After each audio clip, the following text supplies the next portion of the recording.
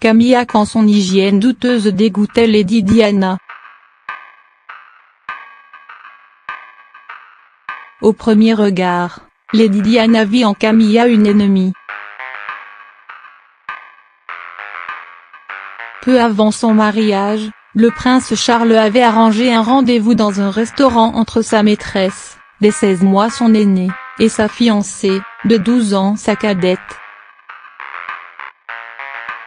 Diana comprit ce jour-là que seule Camilla régnait dans le cœur de Charles. Elle dira plus tard, dès le premier jour, « J'ai su que je ne serais jamais la prochaine reine. Personne ne me l'a jamais dit, mais je le savais. »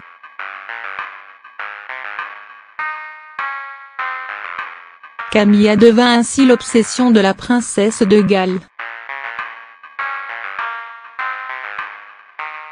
Dans le combat que se livrèrent ces deux femmes pour ravir l'amour de Charles, tous les coups furent permis, les plus dignes comme les moins nobles. Diana appelait Camilla la Parker Ball ou le Rotoyer. La maîtresse de Charles, elle, la surnommait Barbie. Le ton était donné.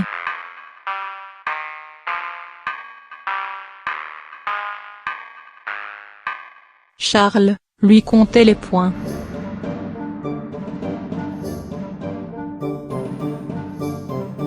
Tous les jours, Diana épiait les faits et gestes de sa rivale. Elle avait ses informateurs. Elle la trouvait laide, vieille, grosse et sale, très sale même. Elle ne supportait ni les ongles de Camilla, abîmés par l'équitation et noircis par le jardinage, ni ses cheveux qu'elle jugeait gras et mal coupés. Elle focalisait aussi son attention sur les bottes en caoutchouc crottées de la Parker Ball, ses jupes en tweed informes, et on lui avait même raconté que les colocataires de Camilla l'avaient surnommée Miss Souillon, tellement sa chambre ressemblait à un joyeux souk, alors qu'elle était jeune fille. Elle entassait ses affaires les unes par-dessus les autres, ne lavait rien. Plus elle en savait sur l'hygiène de Camilla, plus Diana sombrait. Elle ne comprenait pas pourquoi son époux, ce dandy si raffiné, si maniaque, lui préférait Camilla. C'était un mystère.